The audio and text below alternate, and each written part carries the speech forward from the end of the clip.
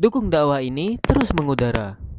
Kajian gratis ini berjalan atas izin Allah dan dukungan tulus dari Anda. Bersama kita sebarkan kebaikan seluas-luasnya. Yuk jadi bagian dari tim kebaikan kami dengan mendukung operasional dakwah. Jazakumullahu khairan kasiran. Bismillahirrahmanirrahim.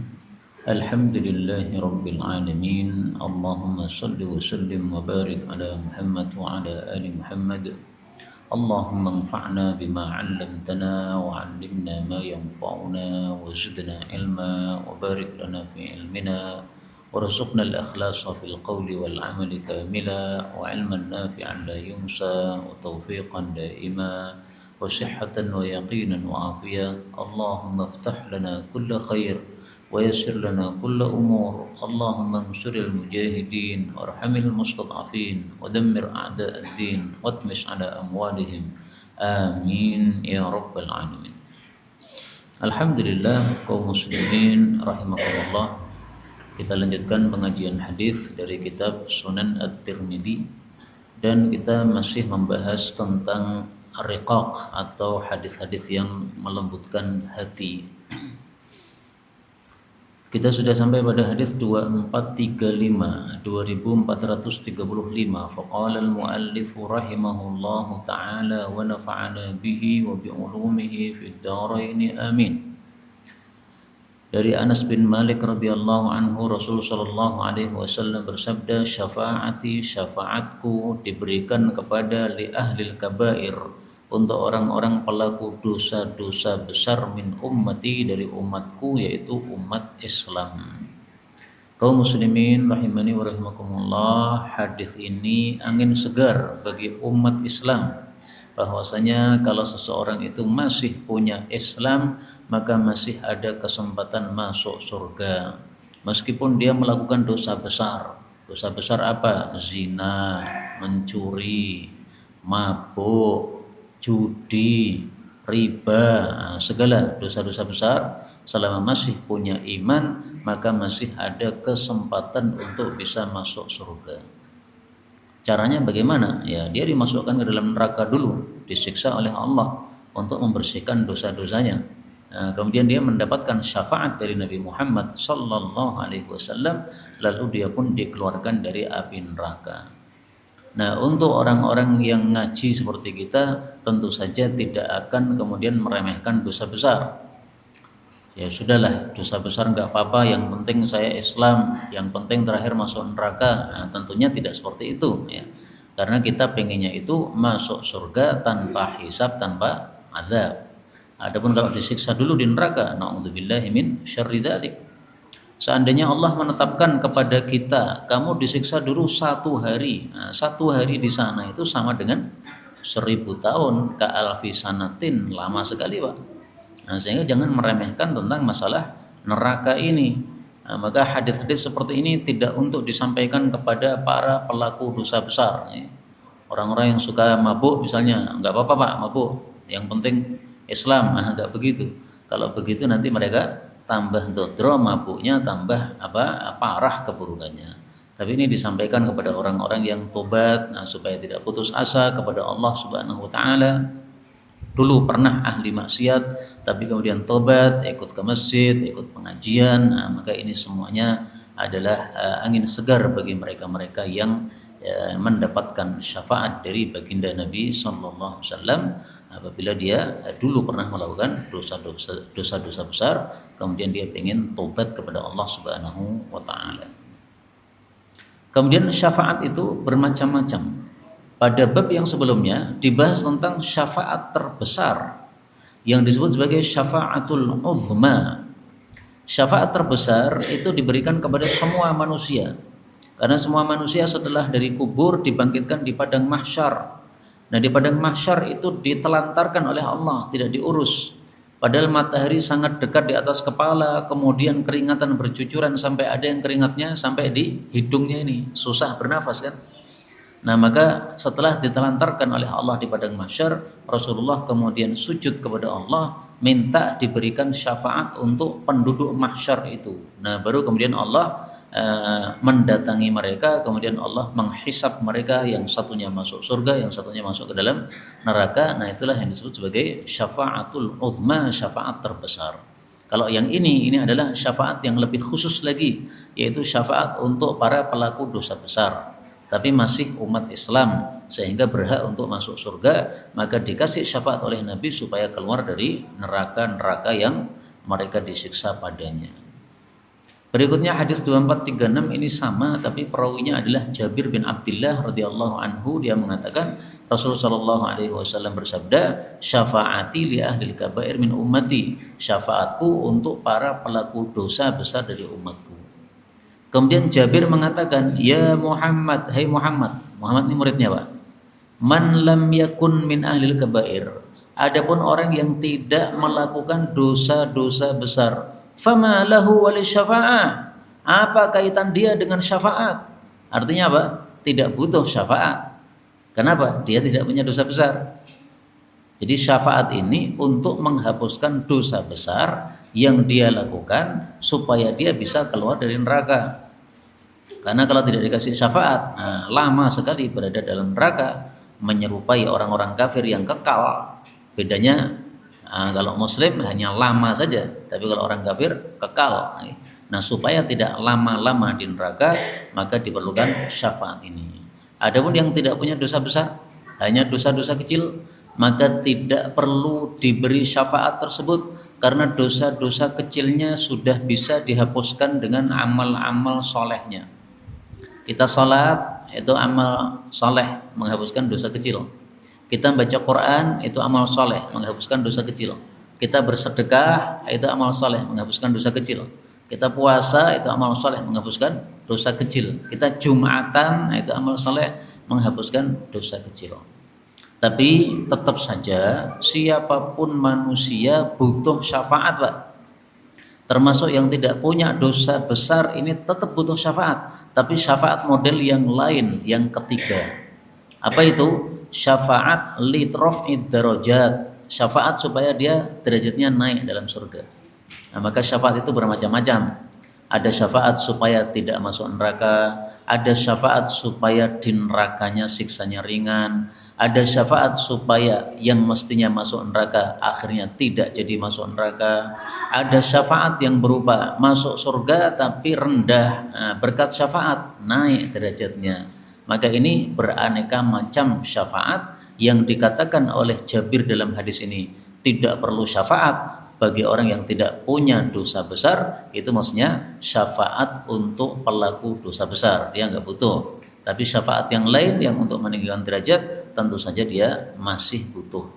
Karena itu PR yang dulu pernah disampaikan, jangan dilupakan setiap mendengar azan kita membaca doa Allahumma rabba hadhihi da'wati tammah dan seterusnya, karena mendapatkan syafaat dari Nabi. Demikian juga setiap pagi dan sore jangan lupa kita membaca sholawat 10 kali 10 kali.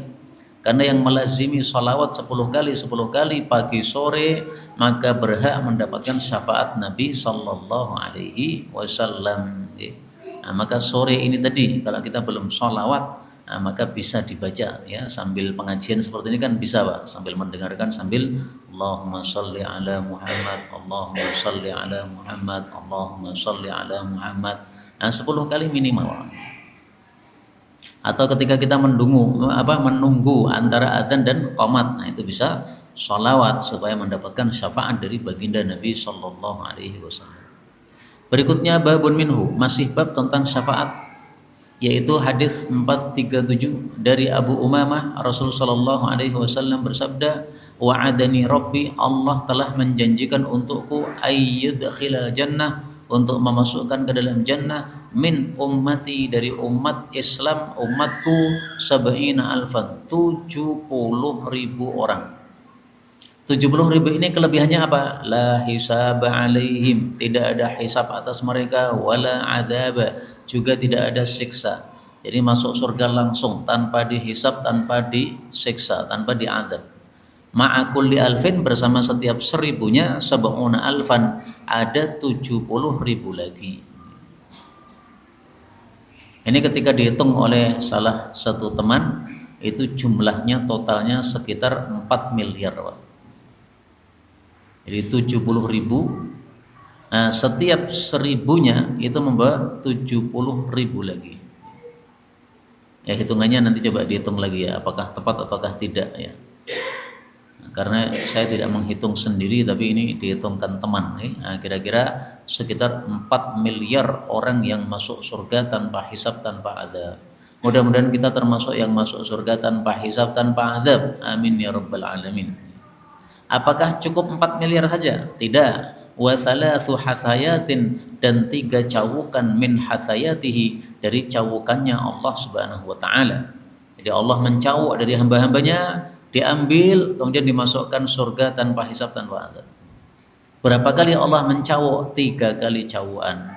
Nyawuknya gimana? Nah, enggak usah ditanyakan. Ini masalah gaib. Tunggu saja nanti di akhirat bagaimana Allah mencawuk 3 cawukan, 3 ciduan dari hamba-hambanya yang masuk surga tanpa hisab, tanpa adab, selain dari 4 miliar orang yang pertama tadi. Berikutnya 438 dari Syaqiq, Abdullah bin Syaqiq, dia mengatakan, saya bersama sekelompok orang di Ilya. Ilya itu Baitul Maqdis. Lalu ada seseorang dari mereka mengatakan, aku mendengar Rasul Shallallahu Alaihi Wasallam bersabda. Nah, seseorang ini tidak diketahui Pak, siapa orangnya. Pokoknya seorang sahabat Nabi yang mengatakan, saya mendengar Nabi.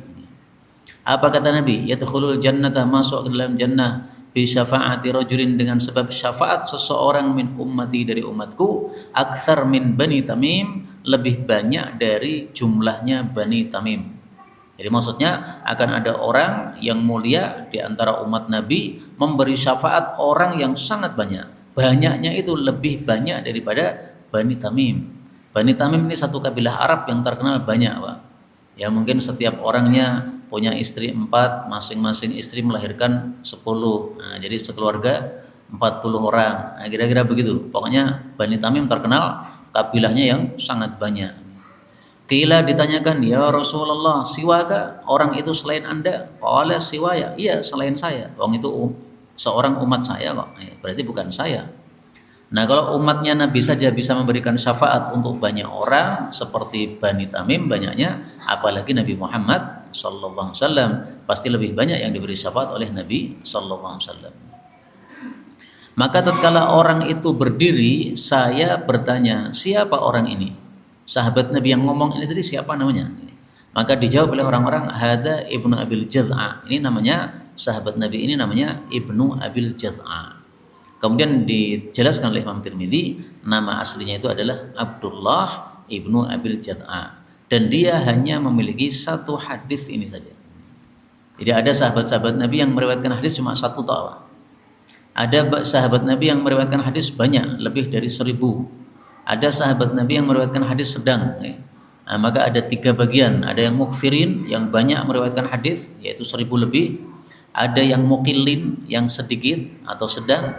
Ada yang cuma 1 hadis, ini disebut wuhdan. Wuhdan itu dia punya 1 hadis tok dari Nabi SAW. Ya mungkin dia jarang ketemu Nabi ya, sehingga pernah mendengar Nabi 1 kali ucapan, atau dia mendengar beberapa kali tapi yang dia hafal cuma 1 hadis saja, sehingga dia menyampaikan cuma 1 hadis, termasuk Abdullah Ibnu Abi Jaz'a ini tadi. Berikutnya 439 dari Hasan Al-Basri, dia mengatakan, nah ini berarti sanadnya dhaif karena Hasan Basri tidak ketemu dengan Rasulullah sallallahu alaihi wasallam. Tiba-tiba dia mengatakan Rasul bersabda, ini jelas tidak sambung sanadnya.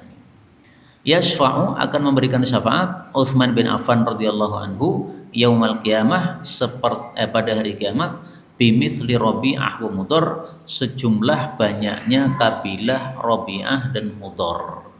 Ini kabilah-kabilah yang sangat-sangat besar, sehingga maksudnya fadilah Sayyidina Utsman memberikan syafaat kepada banyak orang.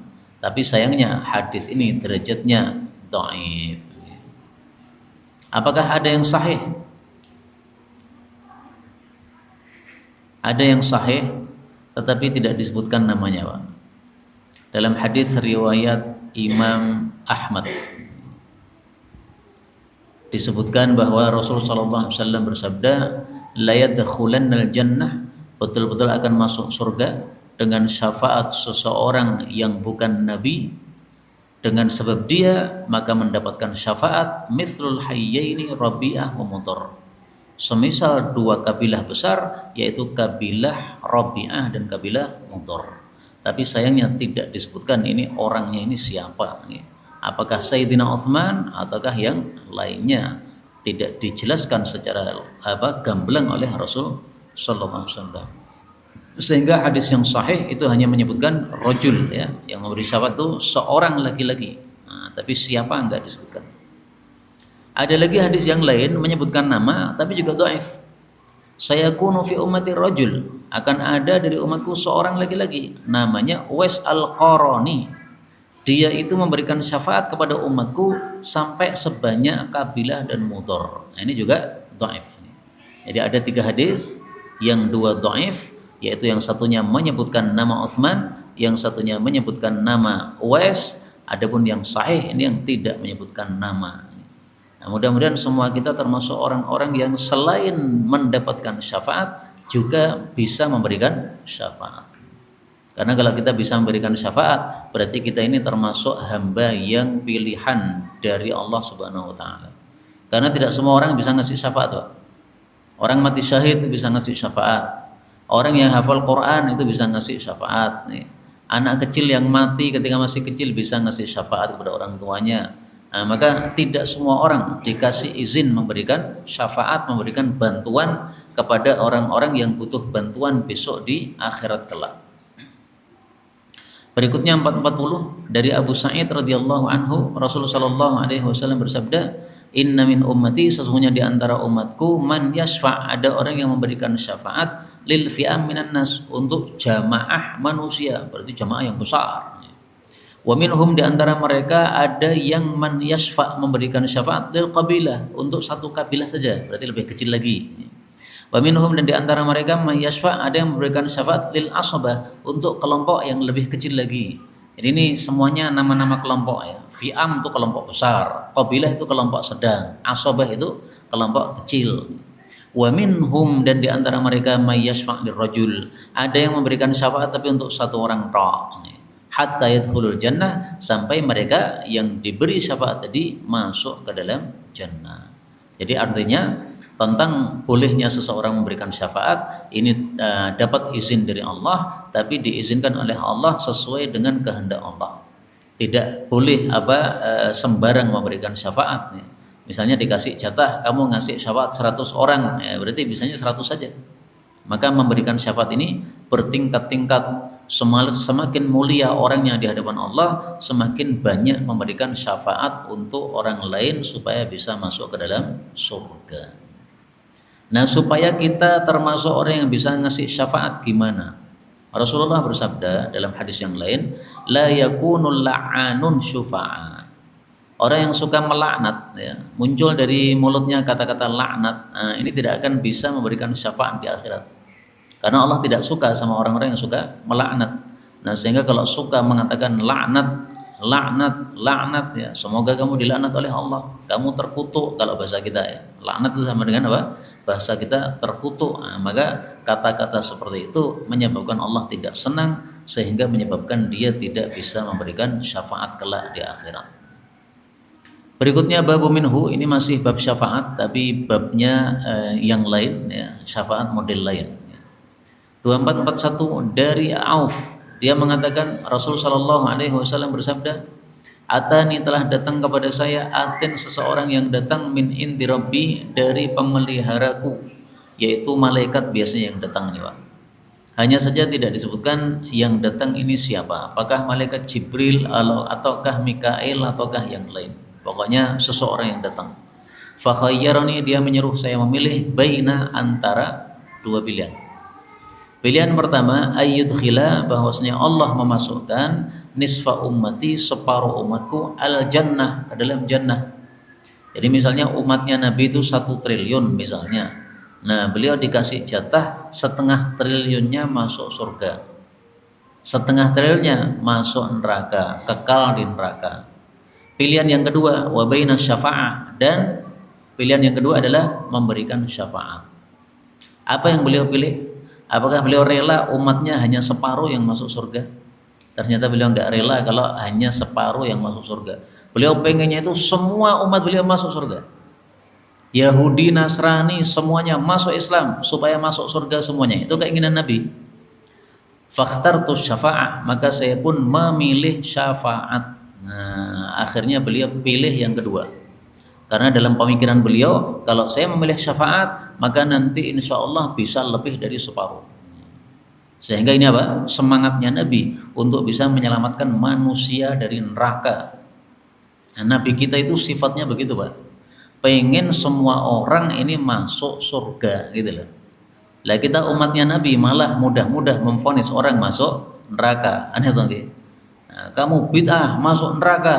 Nah, jangan cepat-cepat seperti itu. Ini masalahnya masalah khilafiyah atau sepakat. Kalau masalahnya khilafiyah ya sudah, jalan-jalan sendiri-sendiri saja. Silahkan kamu yang membolehkan kamu lakukan, kami yang tidak melakukan ya jangan di otak-atik, jangan diusik-usik ya, saling menghargai antara satu pendapat dengan pendapat yang lain. Contohnya yang barusan rame pada bulan ini Rabiul Awal, ada pengajian Maulid Nabi gitu. Ada yang tidak cocok pengajian Maulid Nabi, ya sudah, yang cocok lanjut saja, yang tidak cocok nggak usah, selesai. Karena sebenarnya tujuannya dua kelompok itu sama-sama bagusnya, sama-sama pengen memuliakan Rasulullah SAW.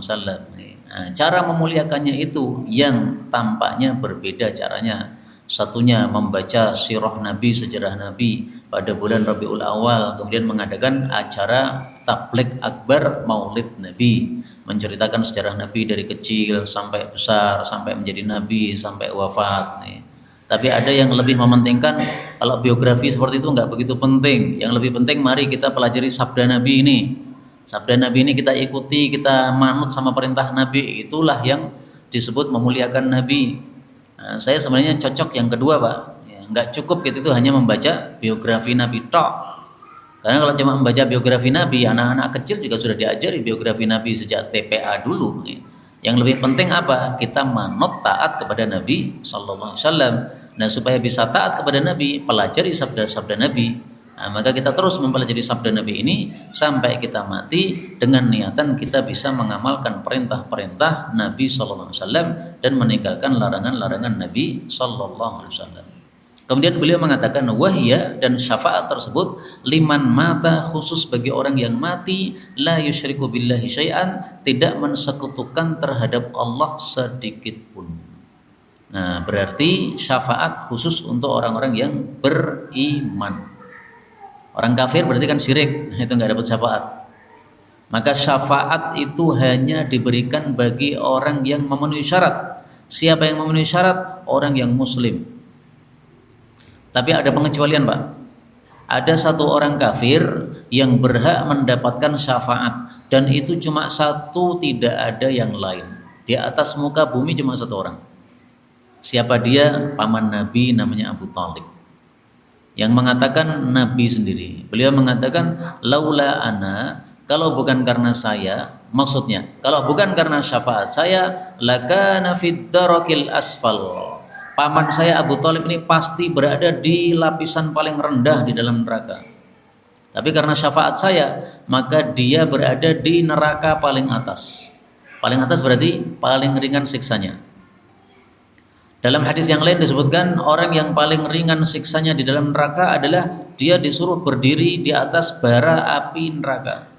Jadi yang dibakar itu cuma telapak kakinya, Pak. Bara api neraka dia disuruh berdiri. Tapi saking panasnya, maka otaknya ini kemudian mendidih, menggelegak kepalanya. Berarti kalau otaknya saja mendidih, semua seluruh isi badannya itu gosong semua itu. Na'udzubillahi min syarri dzalik. Itu yang paling ringan. Dibakar cuma telapak kaki, itu bukan pakai bara, bukan pakai apinya, tapi otaknya sudah mendidih. Nah, bagaimana lagi yang dibakar seluruh tubuhnya? Karena itu jangan meremehkan sama sekali terhadap neraka ini. Saya ahli maksiat nggak apa-apa, yang penting masih sholat, nanti akhirnya masuk surga. Oh, kamu nggak tahu di neraka ini sangat-sangat panas yang tidak mampu kita menanggulangi panasnya itu.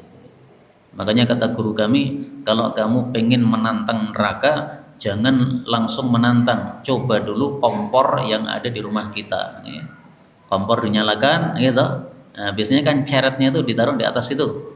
Nah, sekarang jangan ceretnya Pak, bokong kita yang ditaruh di situ. Kuat pora. Nah, kalau kira-kira kuat ya silahkan nantang neraka. Tapi kalau bokong kita tidak kuat untuk api di dunia, padahal api di dunia ini sangat kecil sekali panasnya kalau dibandingkan dengan api neraka, maka jangan sekali-kali kita meremehkan masalah neraka ini. Berikutnya bab maja fi sifatil haud, bab tentang sifat telaganya Nabi Muhammad sallallahu alaihi wasallam. Ini telaganya disebut telaga Kautsar, Pak. Yang disebutkan di dalam surat Al-Kautsar, inna atainakal kautsar. Nah, Al-Kautsar disebut sungai Kautsar, kemudian sungai Kautsar ini punya cabang namanya telaga Kautsar. Jadi bedanya apa antara sungai dan telaga? Sungainya ini sumbernya berada di dalam surga Firdaus, telaganya ini adalah cabangnya berada di padang mahsyar. Jadi di luarnya apa? Di luarnya surga. 2442 dari Anas bin Malik radhiyallahu anhu bahwasanya Rasul sallallahu alaihi wasallam bersabda, inna sesungguhnya fi haudi di dalam telaga Kautsar saya minal abariki dari ceret-ceret atau ciduk-ciduk bi adadi nujumi sama sejumlah bintang-bintang di langit. Jadi maksudnya sangat banyak sekali ciduk pada telaganya Nabi sallallahu alaihi wasallam. Nah, siapa yang datang ke sana nanti bisa mengambil dengan ciduk tadi, dia minum sepuas-puasnya, dan yang minum dijamin Nabi pasti masuk surga. Yang minum dijamin Nabi tidak akan haus selama-lamanya. Tapi ada orang-orang Pak yang diusir dari telaga Kautsar ini. Dia sebenarnya muslim, sebenarnya berhak untuk ke telaga, tapi begitu sudah mendekat langsung diusir. Gak boleh, gak boleh, gak boleh. Nah, mereka membela diri, kami umat Nabi Muhammad, tetap diusir. Nah, siapa mereka ini yang diusir dari telaganya Nabi ini? Kalau diusir dari telaganya Nabi, otomatis tidak bisa masuk surga. Kalaupun masuk surga nanti belakangan, ya, karena dia tidak dipersilahkan untuk minum terlebih dahulu, berarti ada hukuman terhadap dia. Nah, insya Allah pada hadis-hadis berikutnya nanti akan kita dapatkan jawabannya. Apa itu, siapa itu orang-orang yang tidak boleh minum dari telaga ini, padahal dia umat Islam. Maka kita lanjutkan dulu hadis berikutnya 443. Dari Samurah radhiyallahu anhu berkata, Rasul sallallahu alaihi wasallam bersabda, inna sesungguhnya likulli nabiyyin untuk setiap nabi haudun, ada telaga. Jadi telaga yang ada di sana di akhirat itu tidak hanya satu, jumlah telaganya sejumlah para nabi, karena masing-masing nabi punya telaga. Nah, jumlahnya nabi berapa? 124.000 nabi. Berarti telaganya tidak kurang dari 124.000 telaga. Wa innahum, dan sesungguhnya para nabi itu yatabahawna, mereka saling berbangga, ayyuhum, siapakah dari mereka aktsar waridatan, yang paling banyak orang yang datang ke telaganya.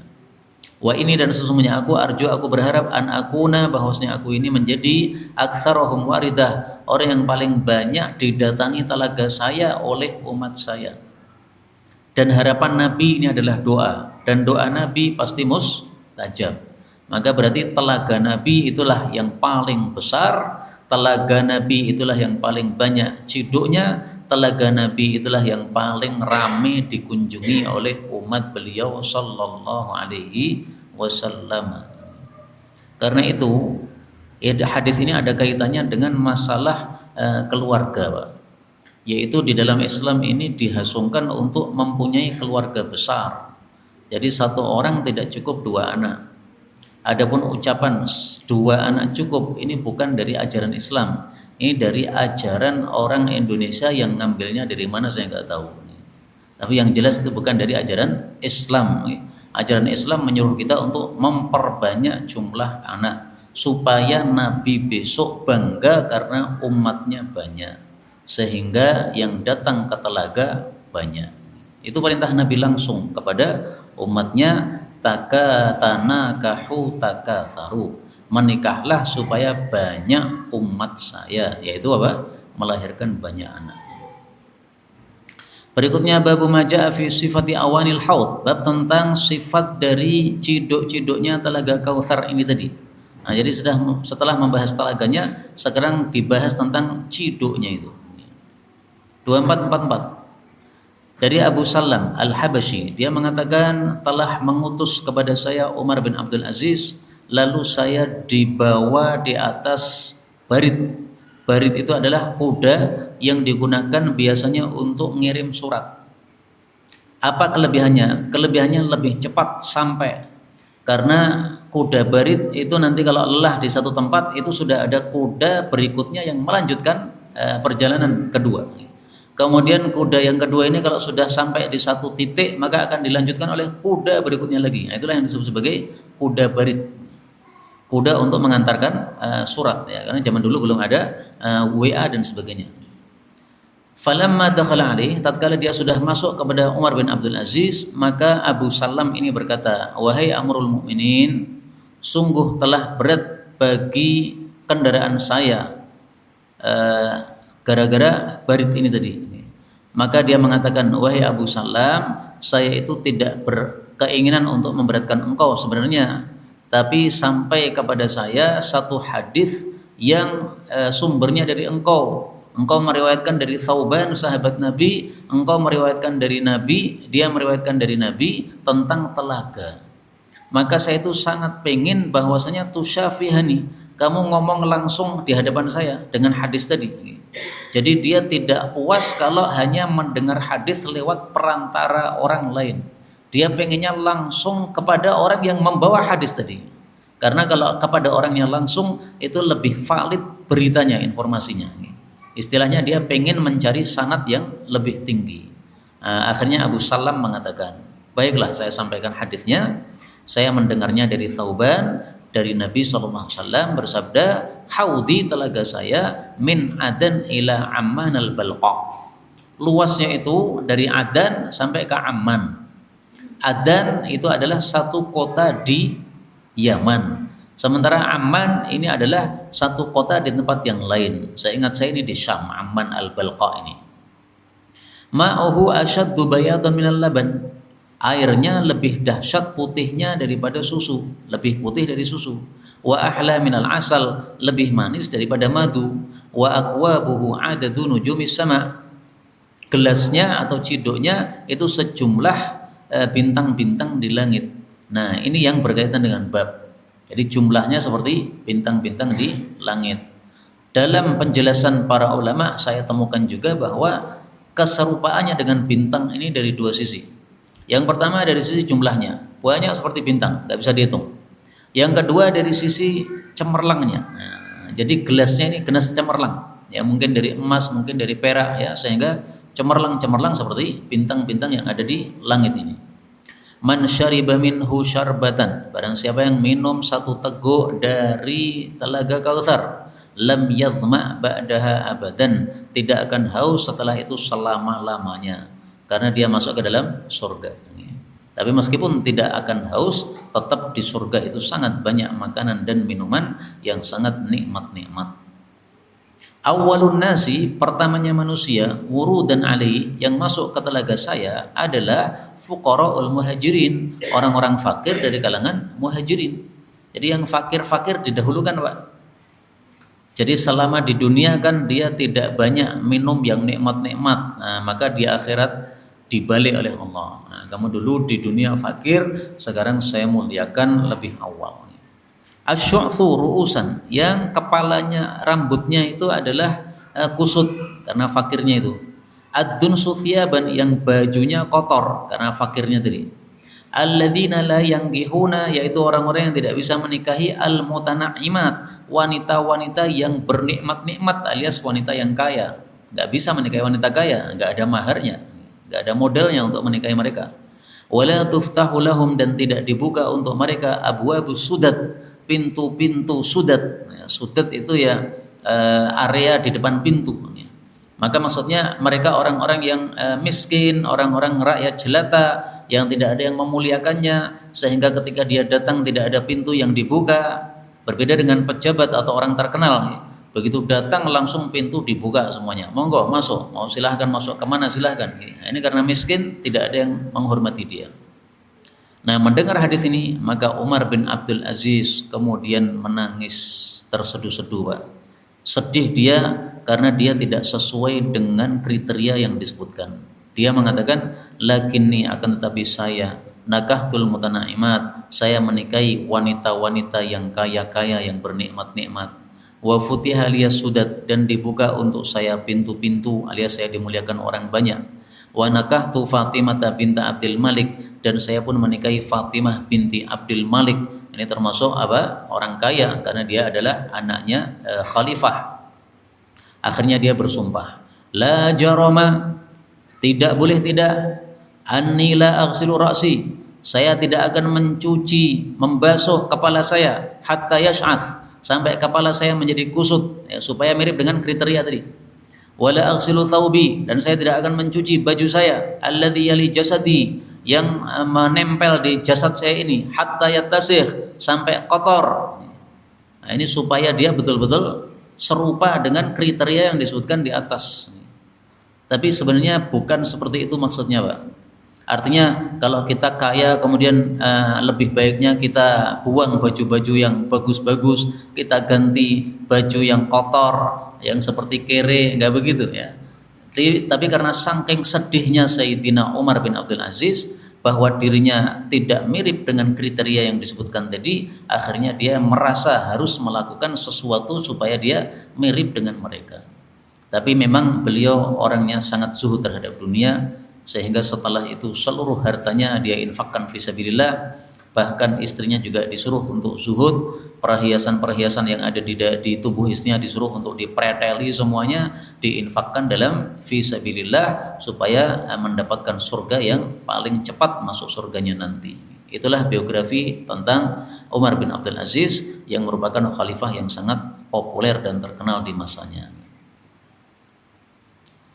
Masih ada satu hadis lagi untuk bab ini, kita selesaikan sekaligus, dan ini hadis terakhir 2445. Dari Abu Dzar radhiyallahu anhu, dia mengatakan, saya berkata, ya Rasulullah, ma'aniyatul haud, apa itu ciduk-ciduknya telaga Kautsar? Qala, beliau menjawab, walladzi nafsi biyadi, demi zat yang jiwaku ada di tangannya, la'aniyatuhu aktsar min adadin nujumis sama, sungguh wadah-wadahnya itu lebih banyak daripada jumlahnya bintang-bintang di langit, wa kawakibiha, dan planet-planetnya, fi lailatin muzlima, pada malam yang gelap, mushiyatin, yang cerah, min aniyatil jannah, itu adalah dari wadah-wadahnya jannah. Jadi panjenengan bayangkan ketika langit sangat gelap gulita, kemudian langitnya cerah, bintang-bintang itu kan kelihatan jelas sekali, Pak. Nah, maka disinilah perkataan para ulama, keserupaannya apa itu tadi, ciduknya tadi dari dua sisi. Pertama, aksar min adadin nujum, jumlahnya lebih banyak daripada bintang. Kemudian cemerlangnya itu seperti cemerlangnya bintang-bintang yang berada pada malam gelap gulita tapi cerah. Nah, sehingga dua sifat yang dimiliki oleh ciduknya ini, ya, jumlahnya banyak dan sinarnya cemerlang. Kenapa cemerlang? Ternyata ini min aniyatil jannah, dari wadah-wadahnya jannah. Nah, sementara kita tahu dalam hadis yang lain wadahnya jannah itu cuma ada dua. Yang pertama min dahab, dari emas, yang kedua min fiddah, dari perak. Nah, makanya di sini cemerlang. Man syariba, barang siapa yang minum minha syarbatan, darinya satu minuman, lam yadma, tidak akan dahaga lagi. Akhirama alaihi, paling akhirnya apa yang ada pada dia, maksudnya tidak akan haus selama-lamanya. Arduhu mithlu tulihi, lebarnya sama dengan panjangnya. Jadi misalkan ke timur itu adalah 1 bulan perjalanan, maka ke selatan lebarnya juga 1 bulan perjalanan. Yaitu ma baina Oman, luasnya itu antara Oman ila Ailah, sampai Ailah. Nama-nama tempat semua ini, ya. Kalau Ailah tadi di Baitul Maqdis. Nah, kalau Oman mungkin di tempat yang lain.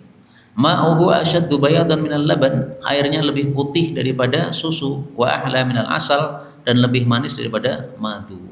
Ini hadis sahih dan kemudian ditutup oleh Imam Tirmidzi dengan riwayat Ibnu Umar bahwasanya Nabi Shallallahu Alaihi Wasallam mengatakan, haudi, telaga saya, kama bainal Kufah ilal Hajaril Aswad, luasnya antara Kufah di Irak sampai dengan Hajar Aswad di Mekah.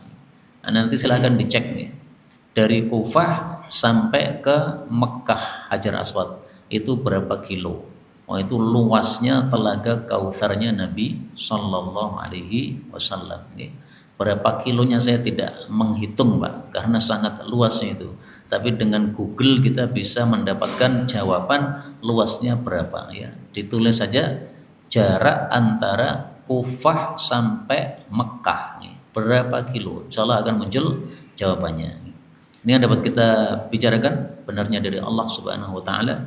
Kalaupun ada salahnya, fa astaghfirullahaladzim li wa lakum. Mudah-mudahan semua kita bisa minum dari telaga Kautsar ini dan masuk surga tanpa hisab, tanpa azab. Amin ya rabbal alamin. Walhamdulillahi rabbil alamin.